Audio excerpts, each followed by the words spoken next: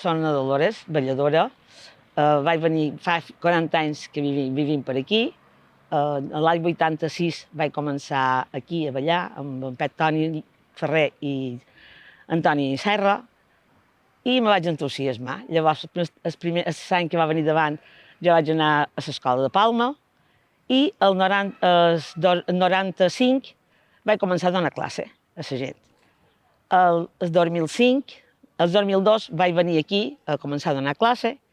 El 2005 ja varen començar a ballar l'oferta per les festes i per Nadal i encara ho feim. Així és que si voleu venir, mos podeu venir a veure. Tots aquests anys els he passat ensenyant, disfrut d'ensenyant, molta gent del poble ha vengut amb jo. Quan part més gust és d'ensenyar a la gent que no en sap, llavors també, però els que comencen m'han agradat molt sempre. I la meva vida, a part de tenir una família, tenir 3 fills, ha estat treball, la veritat.